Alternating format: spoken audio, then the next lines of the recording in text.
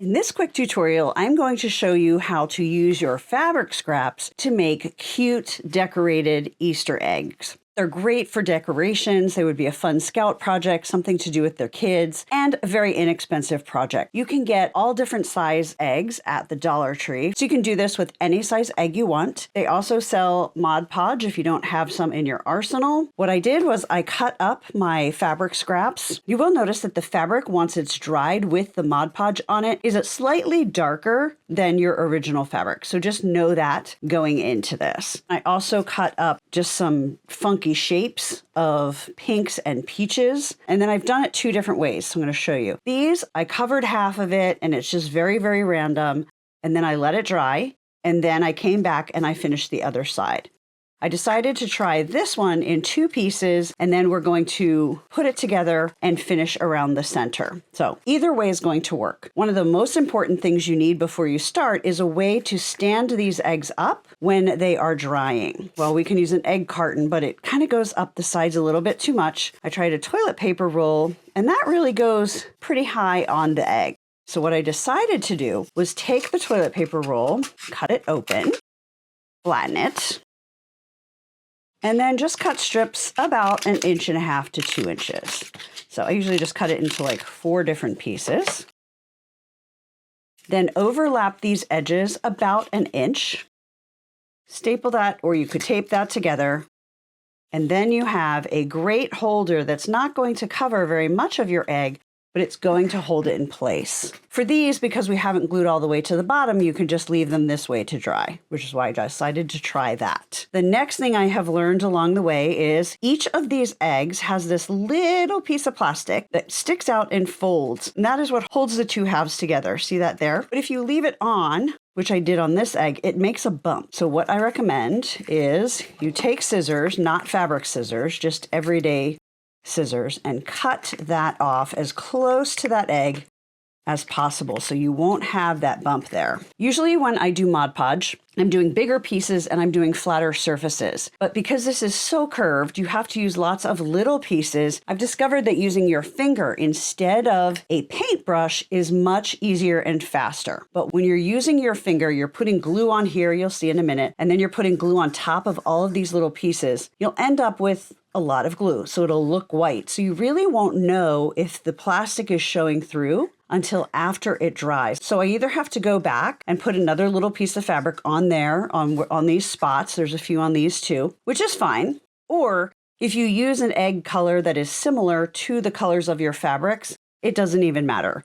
I don't know how many people are really going to notice that. Let's get started. So what I want to do is I want to take one strip of fabric and I'm going to put that cut edge going towards the bottom of the egg, and I'm going to wrap it all the way around. Now you want to make sure it is going to go all the way around before you add the glue. And then I'm going to take a piece of rickrack and put that on as well. So as you can see, I put lots of glue on there. So let me know how, when, and where you might do this. I will be honest, it's not going to decrease your fabric scraps quickly unless you have a big group of people doing this, but it is kind of a fun way to go.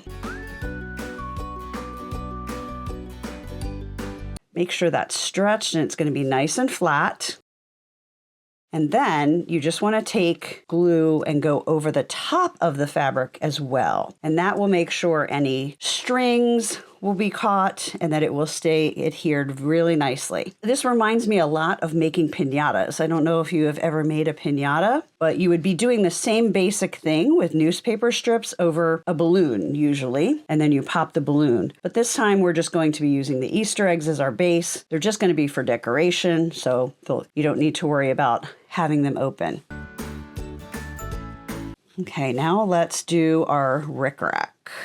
So I'm going to put that kind of centered over top of the strip of pink that we put on there. Oh my gosh, this is so cute. So it turns out using the Mod Podge to add this rickrack makes it almost disappear. So we are going to try it again with this green egg that I finished and using a hot glue gun. So the first thing that I'm going to do is I'm going to put a little dab of glue on one spot of the ribbon, and then I'm going to tie it into a bow around the middle. You always want to make your ends a little bit longer than you think you want them so that you don't have trouble getting that bow tied. I'm going to fold it in half and cut so that I get that cute little end. And we could just leave it like that, but let's add the rickrack just to see how it looks and so we can compare it to this one that we glued on. So I've cut this a little bit longer than I need, and I'm going to again start at the back, put a little dab of glue. Then I'm just going to do a few little dots as I go. Because this is rounded, it might not lay totally flat. I find doing a little dot every inch to inch and a half is going to make the placement go better than trying to draw an entire line and then have this lay on top of it. And it's just really not necessary either. Now when I get back to the beginning, I'm going to trim it so that it only overlaps a teeny bit. And then I will put that last dab of glue just before and just on top of where we started. That one's done. I'm going to do one below as well. So this will be our fanciest egg.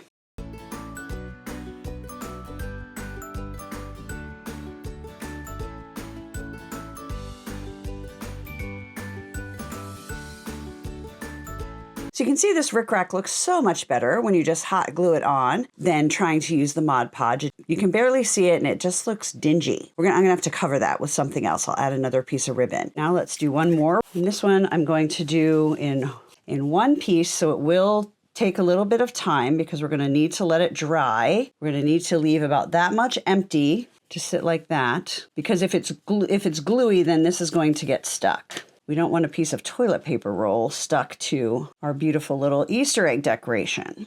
As I glue this, I'm trying to make sure everything is overlapping, because like I showed you before, sometimes you can't tell if it's not when you have all this glue showing. It also makes it easier to bend the fabric and make it curve to the egg when you have glue underneath it, and then apply the glue on top as well. It just makes the fabric nice and supple. Will bend to your will. Can't say that about many things, can you? All right, I think I am down far enough.